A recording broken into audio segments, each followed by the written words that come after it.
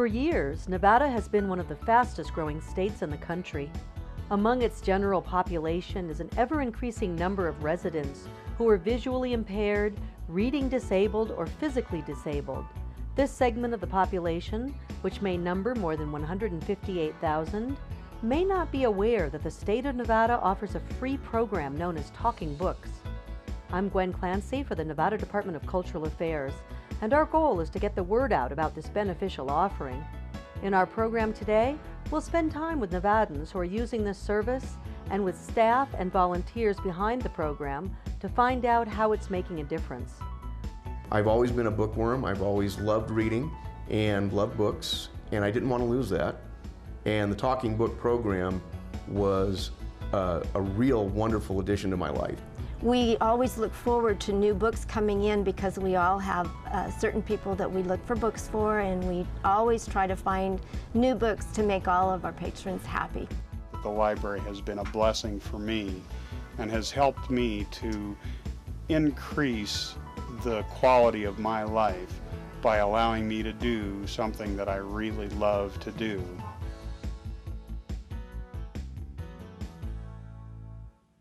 We'll head first to the Nevada State Library and Archives in Carson City, home of the Library for the Blind and Physically Handicapped.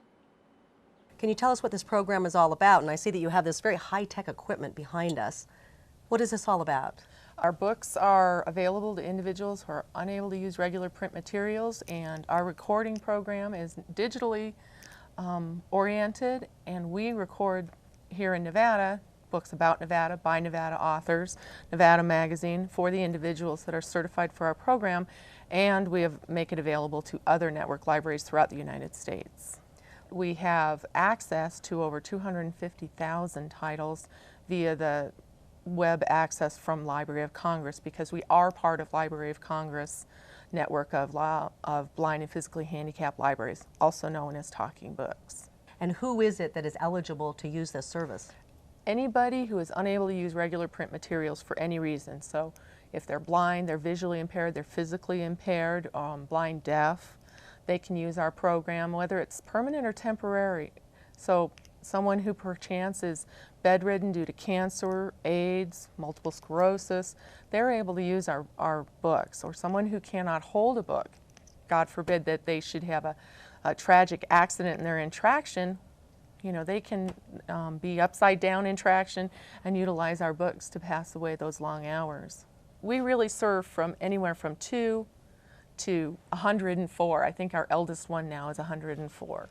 So we're all part of Library of Congress, and this is a service that was started in 1931 through an act of Congress, and here in Nevada it started in 1968, and we provide these services throughout the state of Nevada. How is it that they sign up? All they need to do is call our library locally at 684-3354, or anywhere in the state of Nevada they can call toll-free 800-922-9334, and we will send out an application. They receive it, they fill it out and return it to us. Well, what sort of languages also is it only English, or are they in other languages? Well, by Library of Congress, we're required to keep one of every book they produce in English. We're also required to keep in our libraries one of anything they produce in Spanish, French, or German. But the wonderful thing about this program is it's a network, it's a cooperative, and we have the ability to borrow through interlibrary loan from anywhere in the United States and the National Service, but also through Canada and Australia and the Royal British Library. So we really have a good resource. We also can get information from Recording for the Blind and Dyslexic, and they have textbooks from 4th grade through postgraduate. So we have a vast array of information access for these individuals. Staff and volunteers spend a good portion of their time processing book requests and returns. Weather, the earth, okay, sure. That was one of our new patrons that was inquiring about books about science. We have many different types of science books, everything that you can imagine. So I'm really excited about trying to find some new books that he'll be interested in. These books here, these 300 in this bin, are only a fraction of the amount of books we normally receive back to us on a daily basis. And it's only a small part of what we do. There's quite a few different duties that are performed every day. We check books out first thing in the morning, check books in, keep in touch with our clients. Tracy and Judy are sorting the books and checking them in. And then eventually in the afternoon they'll be put back onto the stacks and ready to go for the next clients who request the books.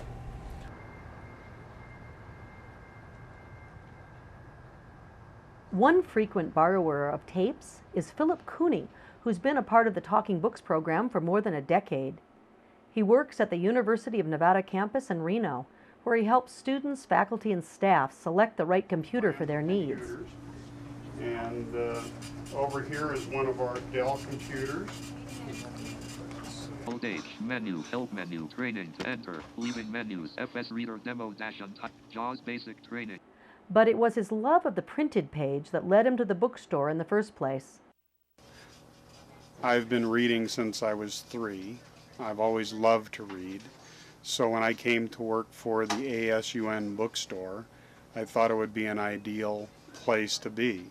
However, I have been losing my eyesight since I was 14 years old. And by the time I'd been working at the bookstore for 4 years, which was 1994, I had gotten to the point where a printed page was not accessible to me. So I was very disappointed, could not read all of these phenomenal books. I wanted to read To Kill a Mockingbird. I saw the movie. By the time I did get around to the book, I could not read the printed page. There I was working in a bookstore, surrounded by books, loving to read, and being unable to do so because I couldn't see it. Then in August of 2000, I went to a conference for the blind in Los Angeles, and they introduced me to the Library for the Blind and Physically Handicapped here in the state of Nevada. I asked if they had it on tape, and of course they did. It's a classic. I borrowed it and loved the book. Matter of fact, it really made the movie even more lifelike to me because I could hear the voices of Cary Grant and the little girl that played Scout in my mind while I was listening to the person who was reading the book, the reader. It turned into a really good experience for me. Since that time, I've read anywhere from 75 to 200 books per year, and that includes magazines. One of the things that they've done for me is they have come up with not only older books, but current books. For instance, they were able to get me the Harry Potter 6th book of the series in about 3 weeks after the book came onto the market. And I enjoyed every minute of it, even stayed up far too late finishing it one night. You got the Harry Potter book before a whole lot of other people waiting in line. Well, actually, yeah, I did, because they sold out of them in the stores. We all know how expensive books can be. But what I think I forgot to mention is the fact that the Library for the Blind and Physically Handicapped is free. Everything that we do is all through the mail. It is free to our clients. All of our magazines and our selection devices are free to our clients. Calling us is free. Mailing back and forth is free. They get a free machine to play our books. Another longtime user of the Talking Book service is Reno-based writer and musician Bill Schley. We met with him at his home to find out how the service has impacted his life and work. I'm diabetic, have been since I was 3 years old, and at the age of 26 was diagnosed with diabetic neuropathic glaucoma. That started the damage, and it went very rapidly for me, which I consider a mercy. And I began doing laser therapy in November of 1980, and by January 1st of 1981, just 2 months on, I was almost totally blind. Well, I think a lot of people might feel discouraged in those circumstances. Did you? Yes, absolutely. The first year was rather depressing, although I think my Christian background helped me to keep a stiff upper lip and realize that there was always light just beyond the horizon. Was it hard to figure things out when suddenly you were without sight? How did you figure out what it was you needed? And I suppose one question people are asking is probably, did you learn Braille? Yes, as a matter of fact, I did learn Braille, and I learned it rather rapidly, but to be honest with you, I'm not one of those blind people who is real adept at Braille. I use Braille for notes, but I don't normally read Braille books. It's a slow process for me. Can you tell us about your experience of reading and writing before you went blind and then afterwards? Well, it was a big change because previously I'd been a totally visual person and I was a bit of a bookworm. I read a lot. And in order to satisfy my appetite for good reading, I needed an alternative form of reading, and the Talking Books program certainly supplies that. Well, I noticed earlier you were bringing in your mail and you have a talking book. What are you reading right now? Yes, matter of fact, I just ordered this last week. It's Fast Food Nation by Eric Schlosser.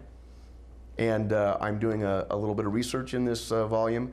What is it that you like about this particular program? Because I know that there are such things in the regular libraries. You can get some books on tapes. Well, this program provides books that are unabridged. Many of the books that you get on tape in the library or at a bookstore are abridged, and some of them are abridged quite radically. So it's important to me that I don't lose the more subtle nuances that the writer meant to be involved in his book. And where did the writing come in? Because you're a former musician. So how was it that you got interested in becoming a writer? Well, I needed a greater creative outlet. Loss of visual acuity means that, well, I couldn't draw or paint anymore. So, and writing, in other words, pen on paper, wasn't available to me any longer. In other words, what I was looking for was a manner in which I could produce some sort of artistic product, and yet, at the same time, be able to realize the artistic progress, the process of actually making something piece by piece, and at the same time be able to have it, in a sense, fed back to me. A sculptor can feel how well the clay is being molded. A painter is watching his painting take shape. A writer, sometimes, sentence by sentence, is deciding precisely which direction his piece is going to go. And that's true whether it's fiction or nonfiction. When I began to write, I found the whole world opening up before me. There were a million things to write about, and it didn't take really too much self-coaxing to become interested in whatever it was that I was asked to write about. I started getting assignments from editors on a regular basis, and at this point I staff write for 2 publications. Writers have to do constant research, and in order to do good research, you've got to have good materials at hand. Consequently, when I order research materials through Talking Books, as long as I've got a tape player that'll play the 4-track tapes, and they've got the material I need, then I'm in business. Back at the Library for the Blind and Physically Handicapped in Carson City, staff and volunteers are recording Nevada-based material to add to the ever-growing collection of books. Office. Alan Bible appeared on the national CBS radio program, Capital. Testing, mic check, 1, 2, testing. Here we're recording Nevada Magazine, and we put this out once every month or 2. This magazine contains up to 4 sides per cassette. Side 1, Nevada Magazine, May-June 2006. Copyright by the Nevada Commission on Tourism, 2006. Looking back, Lincoln Highway Diary. With vintage guidebook in hand, we traveled the Nevada portion of the nation's first transcontinental roadway. By Kristen Johansson. These days, if you live in the eastern United States and you tell your friends you're driving all the way to Nevada for your vacation, you're bound to get some strange looks. We certainly did. Nevada Magazine also includes photographs with each issue, so naturally we want to describe those photographs to the listener. Narrator's note, a pair of adventurous motorists stopped to gaze upon Lake Tahoe in 1915. Their auto is perched on the old Lincoln Highway at Cave Rock. End narrator's note. And that gives them an idea of what's going on in the photograph. If there were colors in the photograph, we would describe those colors in detail. Now picture making that trip in 1913. That was the year intrepid motorists began arriving in Nevada on the Lincoln Highway, America's first transcontinental motor road. See? And there I made a mistake, but I can go back and place my cursor before I made the mistake and actually pick up from where I left off. America's first transcontinental, and once again I made a mistake. I can go back. It seems to me like you're being a little hard on yourself because of some of those mistakes just feel like little pauses. Somebody must have really high standards. The National Library Service has quite a few quality assurances put in place to make sure that the narrator's voice is pleasing to the ear and holds the reader's interest. Tonal inflection and flow, those are very key ingredients in ensuring that the production is very high quality and meets National Library Services standards. The kind of voices that we look for are voices that flow, easy to understand, not a lot of clicking or popping noises or whistles. Men's voices differ from women's in that they're a little sharper, a little easier to understand on tape. Typically women's voices are softer around the edges, and the majority of our clients also have problems hearing as well due to age, and some of them prefer men's voices over rather than females' voices for that reason. Of course, some of our clients prefer women's voice because they are a little warmer. They might be able to listen to a woman's voice for a lot longer period of time than they could listen to a men's voice because it is warmer and more inviting. Hearing someone read you a book is a different experience than reading the book on the page. It's, to me, a more intimate experience because it's coming in through the ear, just as though you were with a friend or a parent reading something to you when you were little before you could read at all. There are many different readers, and actually each reader has his or her own style. It's interesting because some of the readers will put a lot of emotion and almost dramatics into their reading, whereas others are fairly flat and read it stably, just like what it might happen in your mind. I like some of the dramatic sometimes and sometimes not. It just depends on the book. A good action book needs a dramatic reader, whereas a book about, say, the serial murderer in Chicago during the 1893 World's Fair is probably, you don't need any more drama than what's coming across in the words. I guess I'm kind of surprised that actually that you would get to know these clients, you know, and you have all these books. So do you actually get into selecting books for people, and how do you know their tastes? One of the really fun things about this job is the fact that we do get to know our patrons quite well, and they're just such delightful people and they have such wonderful interests.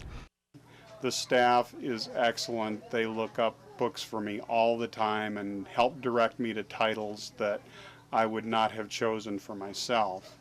As a matter of fact, they have a program where they will send random books from the topics that I have chosen, for instance, history or historical fiction or science fiction. And it's just books that I never would have chosen for myself, or authors I never even knew about. Some funny things have also come up. Historical fiction as a category for me also sometimes includes romance novels, which I've never read in the past. But some of them turned out to be pretty darn good books. I don't think there's such a thing as a bad book.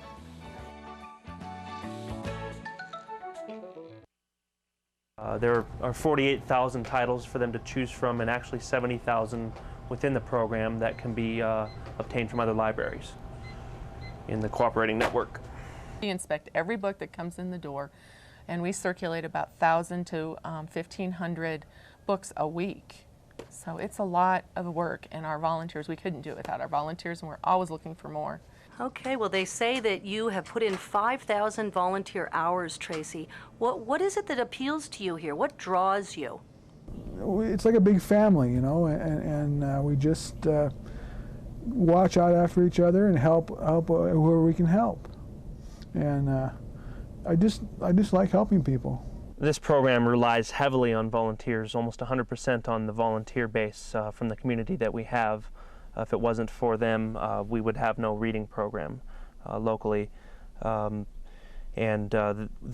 come in and donate at least 2 hours a week of their time to this project. And with me now are Jim and Jackie Kanister of Carson City. What was it that got you into this? Because we know that you could be doing anything you wanted to. There are many good causes out there. Why Talking Books? Well, we like to volunteer, and we had a neighbor whose mother-in-law was blind, and he knew about the Talking Books library and worked down here as a volunteer, and he asked us if we wanted to join him. So we did. Well, right now I'm helping with some repair work, but often I'm shelving books or pulling books to send out to patrons, and that's wonderful exercise. This is better than going to a spa, really. Have you gotten to know any of the patrons? Not personally, but there are quite a few that we know by the kinds of books they take out or the kinds of repairs that are needed from different individuals. So once in a while somebody stops in here, but basically we know them more by their choice of books than anything else. Well, Jim, you have a problem there that looks too familiar to me. This has happened a lot. So is this salvageable? What do you do with it? This one is not salvageable. It came in with a little note telling me that this doesn't play anymore. Could I please repair it? With a little happy face on it to let me know that she thought that was kind of interesting fact.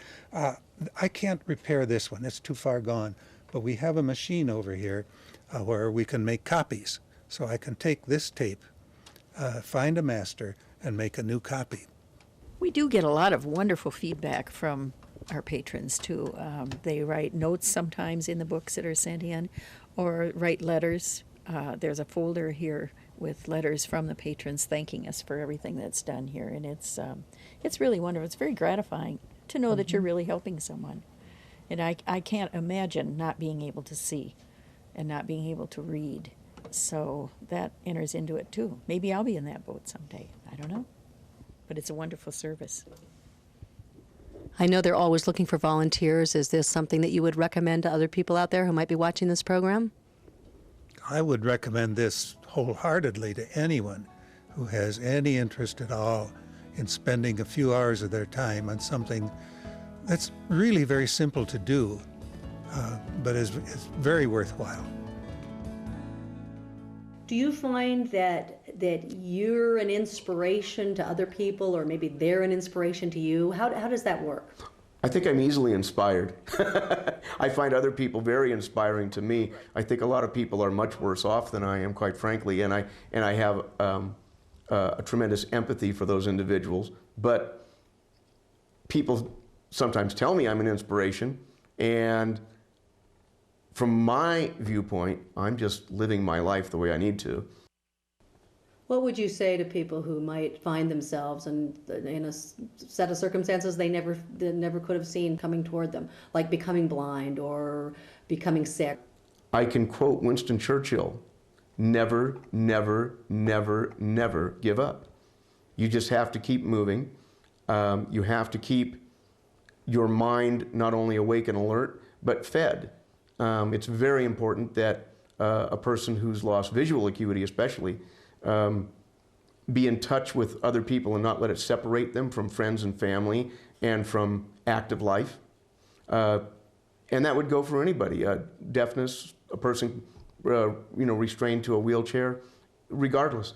You're still a human being, you're a person, you're a unique individual, and let it shine.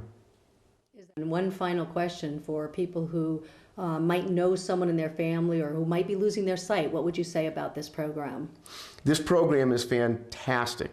I'm sure that if people simply get in touch with the individuals in Talking Books here in Nevada, they will find that they're more than willing to help them start making choices and selections so that they can continue along, the path of keeping their mind awake, alert, and alive. Again, I'd like to say we're here to serve the individuals that need this program. It's very individualized. We're very personal with our clients, and anybody in the state of Nevada can call us at 800-922-9334 and talk to myself or my staff. Good, thank you.